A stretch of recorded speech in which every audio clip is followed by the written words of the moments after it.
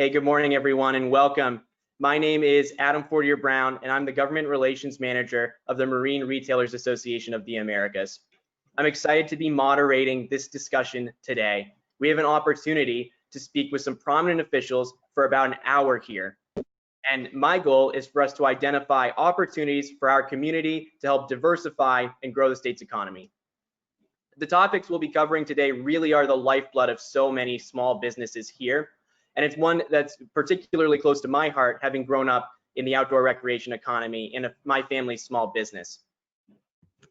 As you can see, outdoor recreation is a significant economic driver for the state, accounting for $3 billion in Maine's economy each year. That's about 5% of the state's GDP. It also accounts for 41,000 good paying jobs, which is no small number. This last summer, due to COVID-19, we've seen record-setting numbers at Maine's state parks and campgrounds, providing great respite for Mainers and tourists alike. It's become so popular because this is an activity that can be enjoyed safely and socially distanced. I'm joined today by some prominent officials in our state. First, we have President Jackson, who's the president of Maine State Senate. He helped pass legislation to strengthen water quality and fishing rights in Maine. He also helped to advance policies that would preserve and protect Maine's natural resources. We're joined today by Speaker Sara Gideon, who's Speaker of the Maine House of Representatives, whose work has helped to address workforce shortages for Maine businesses and work to protect natural resources, invest in renewable energy, and reduce carbon emissions for our state so that Mainers for generations can enjoy outdoor recreation. We also have Carolann Ouellette, who's Maine's Director of Outdoor Recreation. She's actually one of 18 office holders in the nation, showing Maine's commitment to outdoor recreation.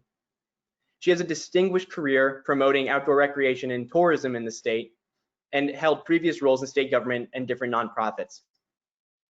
Lucas St Clair is with us as well by phone, who's the president of Elliotsville Foundation. His work helped create the Katahdin Woods and Waters National Monument and helped promote conservation and outdoor recreation throughout our state. So please join me in welcoming our distinguished panelists. I'd also be remiss not to mention some of the notable attendees that we have on the line. We have Commissioner Judy Camuzzo, who's the Commissioner for Maine's Department of Inland Fisheries and Wildlife. We have Stephen Smith, who's the President and CEO of LL Bean. And we have Henry Beck, who's Maine's State Treasurer. So welcome to all of you. Without further ado, I'd like to jump in with the first question. So I'd like to start with Speaker Gideon, and then I'd like to hear from our other panelists on this. Whether it's outdoor guides, retail sales, or manufacturing, outdoor recreation is vital, as you can see in our previous slide. I think it's safe to assume that this has only grown. Our industry is in a unique position to help grow the state economy through and beyond this pandemic and well into the future. Could you talk to us more about what's being done to support Maine's growing outdoor recreation industry? Absolutely. So first of all, good morning. Thank you so much for hosting all of us today. And it's an honor to be a part of this panel with my colleagues here and to talk about something that is so important to all of us, our outdoors and our economy. And I think whether we are considering how much we are connected to and deeply value the outdoors around us, or the way that it is intimately tied to our economy and our workforce, we know this is a subject that we have to continue raising and talking about together and really focusing on. So I think we have some really special programs that are already in existence here in the state, and I want to talk about those for just a moment, whether it is Land for Maine's Future or our Maine Outdoor Heritage Fund, our snowmobile grants or ATV grants, or even our boating facilities fund that exists. We do have some programs in place that are sort of goalposts and guidelines for us in order to make sure that we are supporting our outdoor economy and recreation. Now, each of these does have an impact on a specific industry, but always, I think, an imperative for us is to make sure that we're looking at issues on both a micro and on a macro level. That's really how we determine where we want to be and set our goals and then find a way to get there. So I think on that, I want to just mention also the work of the Maine Climate Council and the importance of that, given what we are facing globally in terms of climate change and a climate crisis. Because without an aggressive plan to fight that, our outdoors and the jobs and the people that they support is at tremendous risk. So just briefly, looking at what we've done in these past 2 years through the legislative process, but then an even more aggressive approach from the governor has been pledging that Maine will be carbon neutral by 2045. We have made the real decision and commitment to invest in renewable energy and to make sure that we're capitalizing on Maine's natural resources so that we can build a clean energy economy. That is, I think, something that we continue to need to focus on, even as we are thinking about how we work in all of these other ways that I mentioned with existing grants and programs and support for our economy. That's great. I'd love to hear from our other panelists on this. President Jackson, are you able to, were you able to join by audio? Yeah, I can. I just didn't hear the question very well, Adam. So can you tell us more about what's being done to support Maine's growing outdoor recreation industry? Sure. Well, thank you. I really appreciate you putting this together, Adam, and allowing me to be on here.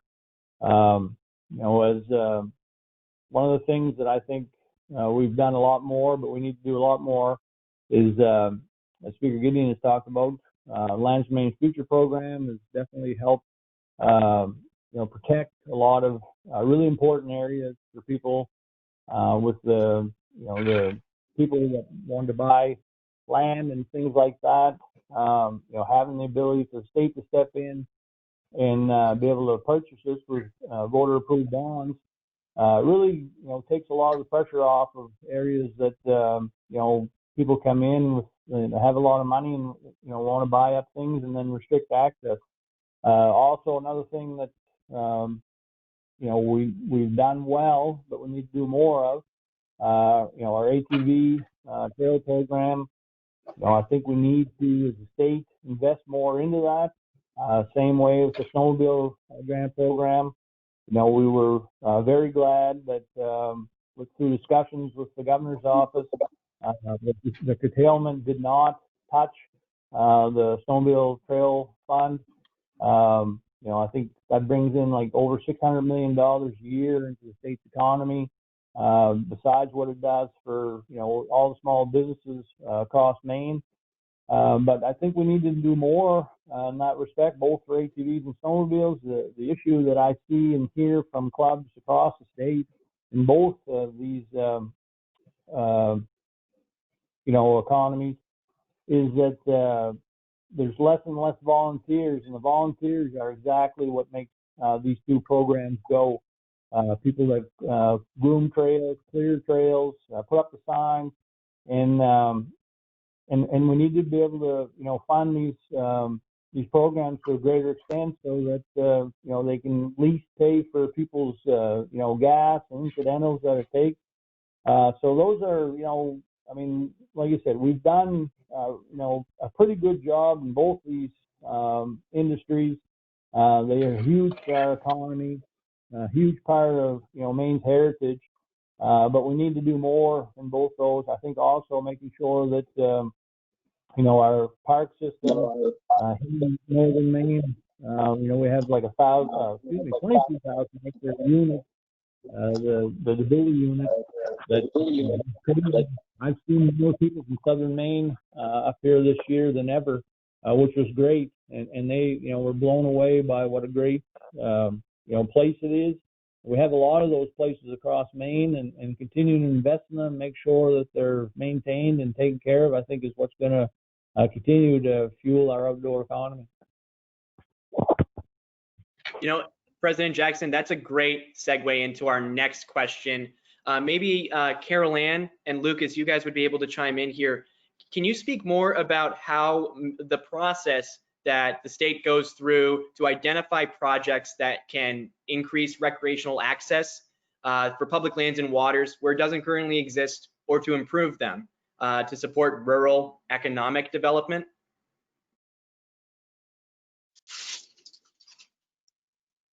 Maybe we can start with you, Carolann. Yeah, so thank you for inviting me to be part of this. I'm quite honored to be here. And I think Speaker Gideon and President Jackson have addressed some of the resources that are available. And certainly as we look to securing funding and looking at what's happened with the passage of the Great America Outdoors Act and the permanent funding of Land and Water Conservation Fund, certainly being able to leverage federal dollars and with state dollars, and looking to the LMF Parks Bond that didn't pass last year, but certainly the governor is very supportive of that, particularly as we look to more resources to upgrade park facilities to meet public expectations. And as both have mentioned, significant spikes in visitation and participation in outdoor recreational activities are all critical to continuing the investment in the resource themselves, and to the point where volunteers certainly are so much a part of that. You know, this infrastructure is built often with volunteer labor and for volunteers and volunteer materials that are donated as well. So very important. I mean, certainly investment in the natural resources across the board are critical for the economy and jobs, and as Speaker Gideon mentioned, to combat climate impacts and for quality of life. That's great. Lucas, I'd like to hear from you on this as well. Yeah, absolutely. So again, thanks for setting this all up and getting it put together. I would add that I think one of our real advantages beyond just the incredible natural resources that we're so lucky to have in the state is what happens from NGOs. We have more land trust per capita in Maine than any other state in the country. We have organizations like the Nature Conservancy, the Trust for Public Land, Maine Coast Heritage Trust, and others that are working really hard to be that private partnership to that. When you think about the kind of three legs to the stool, where it's NGOs, municipalities, state and federal government, when they all come together, which they often do here in Maine, we can really leverage those federal funding mechanisms that Carolann was talking about. And we historically have done that really, really well, and have some really spectacular places protected. And I think what is sort of next is building on that and building out infrastructure, understanding the role stewardship has to play here, especially when use spikes in times like this. Carolann and I are often in meetings talking about just this, seeing the impact to these really special places with folks that are getting introduced to the outdoors for the very first time this summer. So I think putting money and time investing in education is also a really important piece that goes along with the protection as a whole. Yeah, that's great. Could you tell me more about that? Can you tell me more about like education programs that you may be aware of that are doing this well, or areas for the state where we can improve? I mean, I think the very fundamentals, the principles of leave no trace. You know, you're taught that oftentimes when you go into the backcountry, Baxter State Park, Acadia National Park. They do a lot of efforts to train visitors, and I think just generally doing that more across the state and integrating it into our marketing strategy as well. You know, it hasn't, I don't think, been mentioned here, but you know, Carolann has headed up two of the most critical outdoor recreation offices in Maine, the Office of Tourism and the Office of Outdoor Recreation, that we're now so fortunate to have. You know, I think in as those offices expand and have broader reach, and I think that's a great opportunity to capture the visitor before they leave home and make sure that they have those things that, you know, keep them out of trouble, but also protect the resource. And if I could, Adam, just building on that, I mean, the balance is so important because nature and the economy go hand in hand. And, as we've joined the Recreate Responsibly Coalition and look to incorporate more of that messaging more broadly, it is really critical. One of the other pieces, and Lucas brings up a really good point about the NGO community, and I had a number of those folks listed in my notes as well, because there's good work going on in so many different places. And particularly, one of the things we've done with the Office of Outdoor Rec and the Office of Tourism in partnership with the Northern Forest Center is some destination development work. So really going into the communities where those communities build leadership teams and create their sustainable goals long-term as to what's most important there, doing inventories, identifying the places that are special, the places that need more investment. So part of that program is really been very positive across the Maine Woods communities and needs to continue to grow. Also, the recent EPA Recreation Economy for Rural Communities program, Freiburg was one of the successful applicants in that new program this year. So again, more partnerships like that are really helpful. And I'm happy to hear that, because that's exactly what we're here for today, is to find and identify those opportunities. And that's really great. And I'd love to build off of that. We spoke a lot about environmental stewardship, which, we here in the outdoor recreation economy, we like to say that we're the original conservationists. We have a vested interest in, fisheries habitats being very strong and robust, and a strong natural resource environment. Without it, our industry often suffers. So can you talk, I'd like to turn this back over to Speaker Gideon and President Jackson to talk more about opportunities and what the state's been doing to balance environmental stewardship with economic expansion in our sector, and what other opportunities there may be for our industry to collaborate with state officials. Great. President Jackson, do you want to go first? Well, I'm thinking about it, but sure. I think in Maine, before my time, obviously the state decided to enact tree growth tax laws so that land would stay undeveloped and people would be able to access.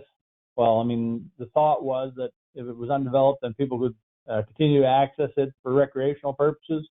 That has certainly, kept a lot of land in that, or given a lower tax rate so people could not have the pressure of developing it. So I think that's one of the things that, has definitely happened in Maine. But I think, we still need to do more. Very honestly, it's a balance. The state has, I think, is the second largest landowner in the state. So we have a lot of land that the state taxpayers own, and a lot of that is, great recreational area. But when you're talking about private land, obviously there's a balance there of access. But at the same time, I think in making sure that we have good standards is important. I'm looking out right here at my house here in the St. John River, about a mile below the Allagash waterway. I think that's another thing that the state has done, a really great job at making sure that there is a real good experience for people that are able to take, an active role in that, part in that.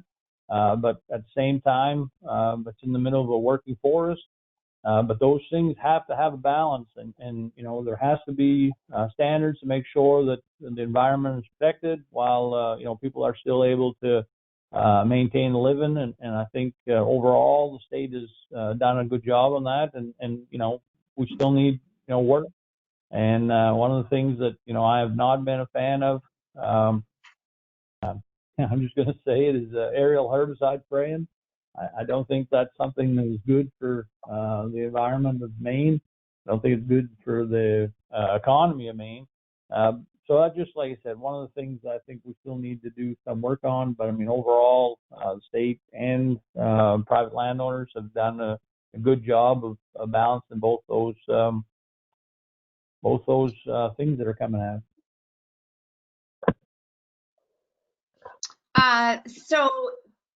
Thanks, and I want to say I agree with President Jackson on so many of his points, and want to just, as I think about this question, I just want to go back for a moment to something I learned when I was a town councilor actually in Freeport, which is that we have to have a vision of what we want to be and where we want to be in order to actually get there. And I think that's something that we do pretty well in this state, especially when we think about that balance of environmental stewardship with economic development and making sure that we are protecting both what we love and what makes us so unique and is really part of our greatest features and greatest opportunity, protecting those while also growing and taking advantage of those things for economic opportunity. I think that it is critical, though, that we have these guideposts in place to help us. And so I think about some of the things in place right now, like the Maine State Comprehensive Outdoor Recreation Plan, which is really an agenda that sort of unifies us and the different areas in which we need to think about outdoor recreation efforts, how that intersects with tourism, and then thinking additionally about some of the things that President Jackson mentioned as well in terms of where we have tracts of large land ownership and where our economic opportunity can be, also using and utilizing our natural resources. And even as I say this, I realize how everything, which I think we all know, and this is part of the point here, really intersects with each other, including, as I was talking about earlier, climate change. So I think I just want to briefly mention here, because I expect we might have more time to talk about it, the importance of one of our biggest success stories in terms of that environmental stewardship, which is Land for Maine's Future. And I expect we'll have a little more time to delve into that. Thanks. Yeah, absolutely. And we will get to that, Speaker Gideon. I would like to turn this over to, Lucas St. Clair. Can you, with your work with the Katahdin Woods National Monument, can you speak more about how to balance environmental stewardship and economic expansion?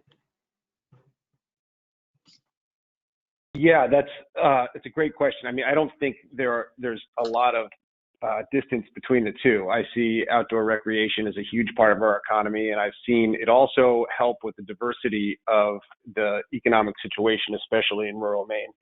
And I think what Speaker Gideon said is absolutely the most important thing to consider when a community is going through transformative change, which many of our rural communities in Maine have been going through.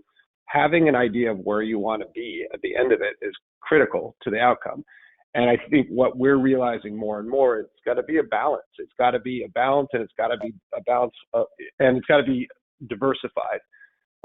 We can't afford to lose a mill and have a region struggle for a decade. And so a lot of the work that I've been doing in the Katahdin region is just that. There's a lot of 21st century forest product companies thinking about moving to Maine. There are a lot of young foresters that are graduating from our universities and others that are wanting to live in a place like the Katahdin region and work in our vibrant forest products industry.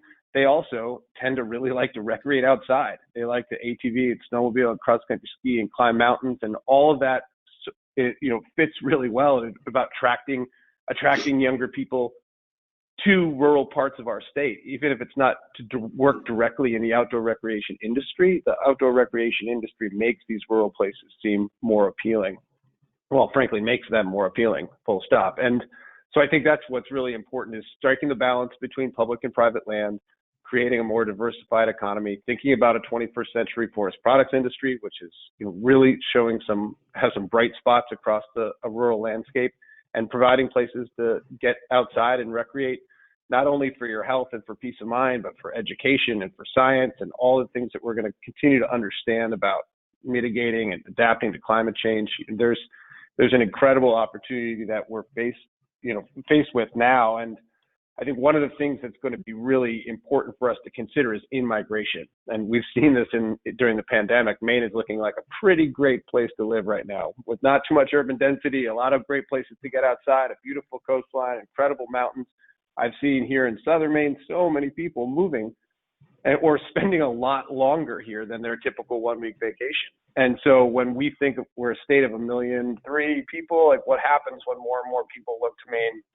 We have to think critically about how are we going to respond and adapt to that. And I think protecting our landscape, making sure that our private forest remains private, and making sure people have access to the outdoors, whether it's coastal or inland, it's going to be very important. Absolutely. And Carolann, I'd love to hear your input on this, where your office really is that intersection point. Yeah, thank you, Adam. And Lucas brings up so many good points, and just building on what Speaker Gideon and President Jackson have mentioned, really for Maine, permanently establishing the Office of Outdoor Recreation definitely made sense, because to Lucas's point, as a rural state, we know it's vital to build that outdoor recreation brand, not only to support existing businesses, but to attract new businesses to our communities and encourage those healthy lifestyles that ultimately all of that combines to grow our economy. So the office, my office, is a vehicle to bring together public and private sector partners. You mentioned Commissioner Camuso's on the call. Certainly, coordination with the Office of Tourism, Inland Fisheries and Wildlife, Department of Agriculture, Conservation, Forestry, DOT, and more in how we promote and manage those resources is really important. This office serves as a central point of contact for the industry, monitoring emerging trends and issues that could impact the assets and experiences, working with communities to develop and connect projects to resources, and understanding, as Lucas mentioned, that creating those healthy communities around outdoor recreation attract employers and employees, not just in the outdoor industry, but certainly in other industries, and are critical to growing heritage industries that are so important to Maine. One of the things we've been really fortunate in Maine Outdoor Brands, in essence, was the push behind the formation, or at least getting the discussion started around the office. And we partner with them to provide professional development, educational networking opportunities for businesses, whether they're service providers, manufacturers, or retailers. That we work with them to represent and coordinate participation at business-to-business trade shows like Outdoor Retailer. And there's a number of other things, workforce attraction efforts, looking at educational opportunities and building that career path. So that, there's a number of ways that this office is working to help grow the overall outdoor industry piece. Yeah, and that's really fascinating, and I know that we all benefit from that work. Going off that, so this one is for Speaker Gideon. Many of the jobs needed to continue to grow our industry require a certain amount of technical training or apprenticeships to be qualified, making it really oftentimes difficult to fill the thousands of jobs that are open. I know for the recreational boating industry, 1 in 5 positions go unfilled in North America. Could you speak to what the state is doing to reduce the skills mismatch and support apprenticeships and job programs? Yes, thanks, Adam. Something that we have been talking about increasingly over the years I've spent in the legislature, because this is a problem that is getting and becoming more and more challenging for us instead of less. So for that reason, job training in our state's workforce shortage has become an issue where I think we've more easily been able to pull together people, independents, Democrats, and Republicans, to try to find a path to go. No matter what business you are in, no matter what skill level you are talking about, this training and literal workforce shortage is a major problem for us. The Maine Consensus Economic Forecasting Commission says that basically between 2031 and 2036, about 48,000 more people a year will actually need to come to the state of Maine in order to sustain our population. We just need more people, as we know. And I think this is where, interestingly, and Lucas mentioned this sort of briefly, COVID-19 could actually be something that we're able to find a silver lining through, in terms of welcoming people who are ready to leave other more populated or densely populated places and to find a home here in Maine. And I think we really need to be ready to capture those people, making sure that we are doing things like building the digital infrastructure that we need in this state, something we've been talking about for too many years without actually completing, now becomes an essential and immediate thing we need to do to make sure that people can live and work from home in Maine or build and scale up their businesses here. But we also need to make sure we're focusing simply on training and education as well. Now, there are a lot of opportunities for us thinking, first of all, about people who are living in this state who have either been displaced from their job because industries are changing and moving to other places, thinking about people who are living in poverty, who are looking for ways out of that and wanting training and education, and thinking about how we make significant investments and support our career and technical education training centers. That's vitally important for us. And also thinking about partnerships that can happen that might be private and public partnerships.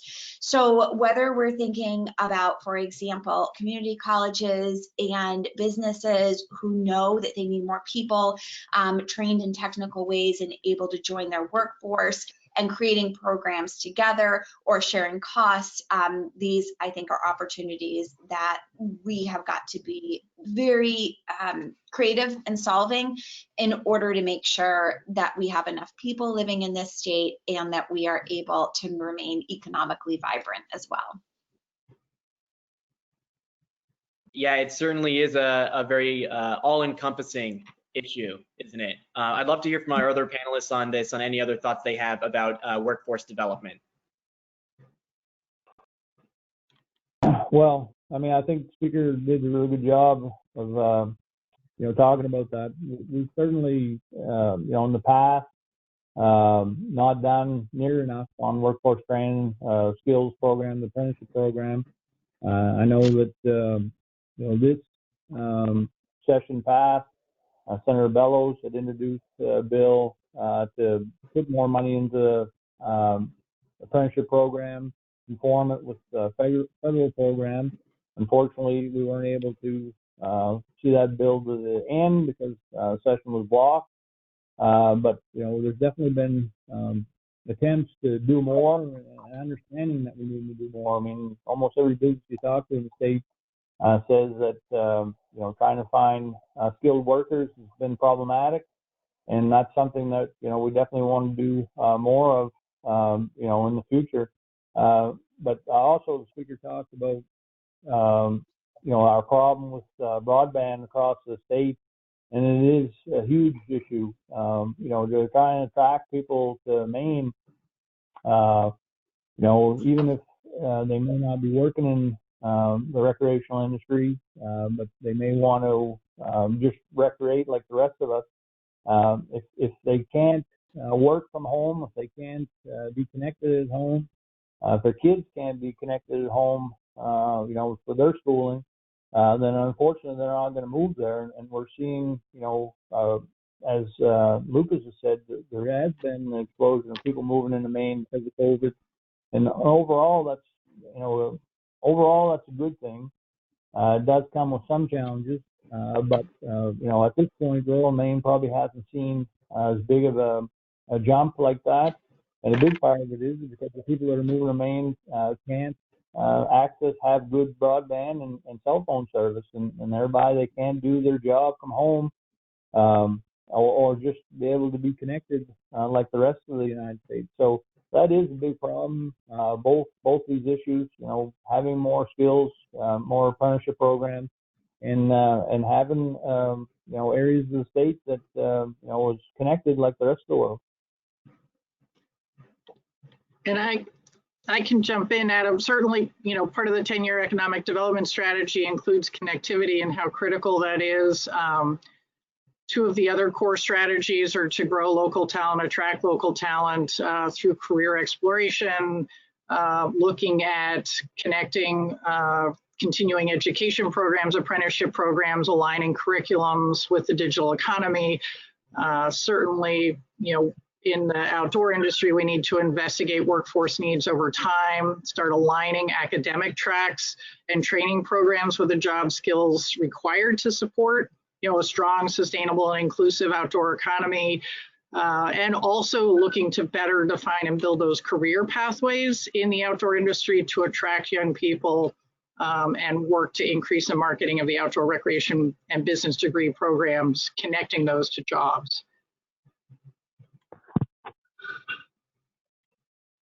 Absolutely. Yeah, I love that constructive conversation. As we can see, there is no one single solution to this. We're gonna have to work on a couple different things here, and I'm glad you all have been focusing on that. As we know, it's very hard for our outdoor recreation economy to grow, not only if our workforce isn't maintained and grown, but also if our natural resources aren't maintained and preserved. I'd love, Speaker Gideon, you mentioned this a couple of times. Would you be able to speak more about the Lands for Maine's Future program and the importance of that and the importance of passing that? Yeah, absolutely. Thanks for that opportunity. And I think probably all of us on this call recognize how important Land for Maine's Future has been to us here in this state. I think it's really one of our biggest success stories, because over the past 30 years, we've been able to permanently protect thousands of acres of Maine woods and also waters, while still maintaining access for people to enjoy it in so many different ways, whether it is getting outside to hike or bike, whether it is for hunting or fishing. And thinking about the projects that have been funded through LMF and protected through LMF, we can look at the entire state of Maine, all 16 counties, and see how that adds and preserves our sense of self and place, but also ultimately is leading to that economic growth and long-term benefit that we need. I just want to pause for a moment here. I think she might be with us, but recognize that Senator Breen has worked so hard on this issue, absolutely tirelessly. Every issue that we work on, I think, on a policy level, needs to have someone who acts as a champion, and Senator Breen has definitely been that person, as was the case with many things that we worked on over these past 2 years because of COVID and the shortened ability or time for us to work on issues, as well as some disagreement among our colleagues. We were not able to pass an LMF bond this session, but I just want to highlight that because this is something that I think it is essential to come back and do, and that it is an issue that has traditionally not been a partisan issue, and that we need to make sure we are moving back into that place with future legislatures. Yeah, absolutely. I'd love to hear from any other of our panelists on this with any insight. Well, I think, Speaker, again, did a great job. It's access, boat ramp, people that don't have the good fortune to live on the water, live on the lake, having that ability to have access to a lake and be able to get in and do fishing whenever you can, and then buying up those critical areas in the state that like there is a lot of pressure on, may go to someone else that would not allow access. I think the Lands for Maine's Future program has got high amount of people in the state of Maine that support it. The percentage is incredibly high. It's well supported. It's good use of taxpayer money. Again, Speaker Gideon talked about it. Senator Breen has tried every way in the world to make this happen over these last 2 years, along with a lot of other good people that really understood the value of it. It is a big part. It brings together people that you would not see in a coalition normally, because they understand this is probably the only way that everyday people will be able to afford to buy, critical access areas, and just, well supported. And I don't know why we struggle at times to get people to understand, this is good for all of us, hunters, snowmobilers, fishermen, people that just like to be outdoors. And so I'm a big supporter, and I'm looking forward to whoever's back in the next legislature doing the right thing and getting these bonds passed. I would just say, Adam, I think I mentioned it before, but certainly Governor Mills and her administration, there's strong support for the LMF Parks bond, and certainly that would help with critical infrastructure needs in state parks statewide as well. And a quick shout out to Senator Breen, if she was very instrumental in the support of this Office of Outdoor Recreation coming into being permanently established. So. Absolutely. And we have one last question before we head into final comments from our panelists. As we've seen recreational activity grow, we've seen mountain biking in particular and motorized trail activities grow as well. I know there's the Recreational Trails Program, which is a critical source for funding for motorized and non-motorized trails in the state, but most of it has been done largely on a volunteer effort. Are there any specific goals at the state level to support trail maintenance and anything there? I'd love to hear from any of our panelists on that.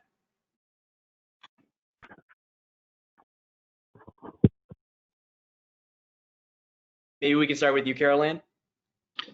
Yeah, so certainly, discussion of maintenance is constant because the recognition of how critical those trails are to communities, the economy, and just for people being able to get outside. And certainly, President Jackson has addressed a lot of the issues with snowmobiling and ATVing, and then we also, have such strong support from private landowners with access, making those things possible. But yes, the maintenance is still, a lot of it is volunteer led, and that's critically important. And how we continue to support those volunteers, whether it's snowmobile clubs, ATV clubs, through land trusts. So certainly there's a lot of volunteer efforts across the landscape everywhere, is discussed regularly, and recognize the need to figure out how that continues to move forward and is supported.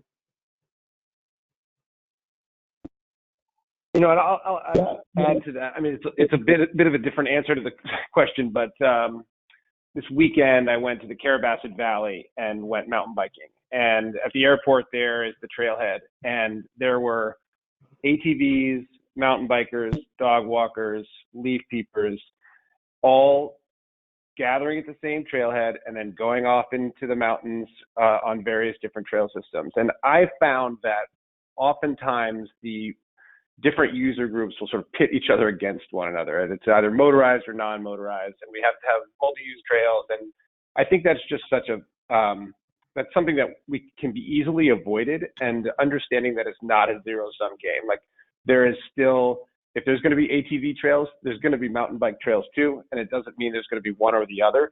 And then I would also add to Carolann's point, if you aren't volunteering on trails that you like to use, you should start. It's super fun, and you also realize how much work it is. So I would say get involved with your local land trust, get involved with your local snowmobile club, and get out there not only as a user but as a volunteer too, because it really is a lot of fun.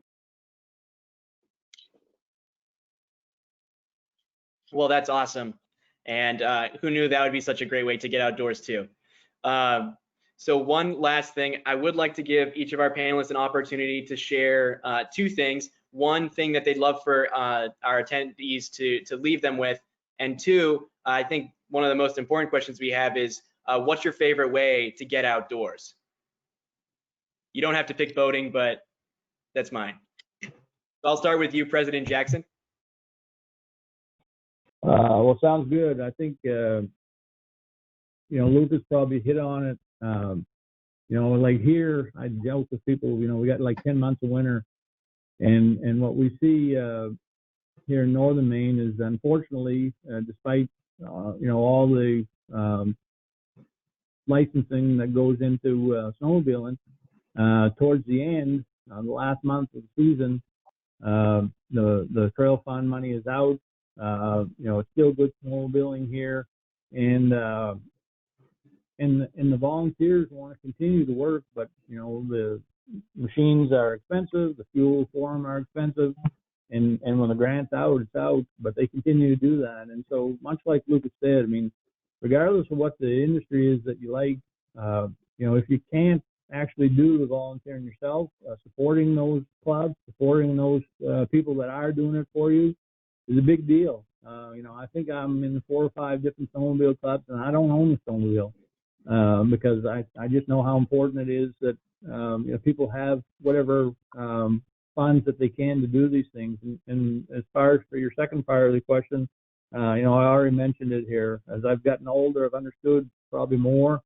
This is the Bully area that we have here in northern Maine. It's like 35 miles from my house. It's got unbelievable views, unbelievable trails, 10 of the most clear lakes and ponds that I've ever seen anywhere in the state. And either fishing, hiking, whatever it is, just being out there with my family has become a big deal for me. So that's what I like to do nowadays. Great. Speaker Gideon, can we hear from you on this? Sure. Okay, so to answer your 2 questions, I think parting thought is just that we all really need to work together to remind each other that planning and determining what we want our state to look like into the future is an essential part of making sure that we preserve what we love and what makes us special, while we also, continue to grow Maine into a place that people will have the opportunity and the choice to continue to live in for generations to come. And my real parting thought in that is just to push everyone on the call to make sure that whether we are working in state government, whether we're policymakers, or whether we are people out in the business world, that we are reminding each other of that and holding each other to task for that. And then in terms of the ways in which I like to enjoy, it does depend on the season a little bit, although the seasons blend into one another. But certainly for my family and for me together, we love hiking through spring, summer, and fall. We love to ski for the family, mostly alpine, but I also love Nordic skiing as well. And it definitely, I spent certainly a lot less time doing this summer, but being out on our boat or kayaking or paddleboarding is a huge part of our summer months as well. So thank you for this opportunity to talk together. Thank you for being here. And Carolann, would you be able to chime in here? Sure. So really, I think I can't add a whole lot more to what Speaker Gideon and President Jackson have said, but I just will say, to reiterate, that outdoor recreation, certainly combined with our natural resources, is a distinct competitive advantage for Maine. And, the outdoor recreation industry is uniquely positioned to support the state's vision of a thriving, environmentally responsible economy.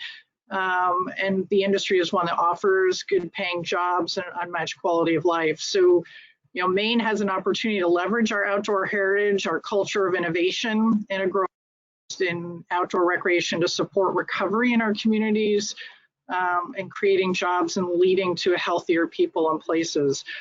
And for my way to get in the outdoors, pretty much you can name just about any activity. But with snow on the ground, or some snow on the ground in Jackman, I'm pretty excited for snowmobiling, skiing, and ice fishing, because those are the next seasons up, I guess.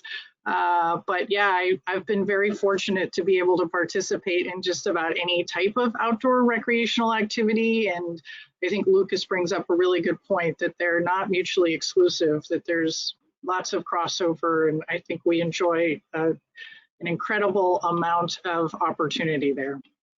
So thank you so much for inviting me to participate. Absolutely, and thank you for being here. And Lucas, I'd like to close this panel off with you hearing your parting thoughts and your favorite ways to get outside. Well, thank you again. It's great to be able to join you all, and it's hard to add to what has already been said, other than I think we need to continue to make the economic argument for the great outdoors and the natural resources of Maine. I've seen such a tremendous change in the last decade as we've started to talk about revenue that comes from visitors, the investment in lands, both public and private, for outdoor recreation, and how it just contributes to our bottom line. It's a really compelling argument to make, and I think what wins across the state. And yeah, similar to what Speaker Gideon said, when someone asked me where do I like to go outside, I ask, in what season, because there's so many different options and so many different places to go. And if I could have houses anywhere in the world I'd want, I'd probably have one on the coast of Maine, one in central Maine, and one in the mountains of Maine, and I would be covered. But it would be a big oversight from my standpoint if I didn't say my favorite place to outdoor recreate in any season is Katahdin Woods and Waters National Monument. But I'm biased, so thank you so much for letting me participate. It's been a lot of fun. Well, thank you to all of you for participating, and thank you to our attendees who have joined us today. Really has been a productive conversation. A recording of this will be sent out to all of our attendees and to our panelists for their distribution as well. I appreciate everyone's time today, and I hope you all take care and stay safe. Thanks, Adam. Bye-bye. Thank you. Bye.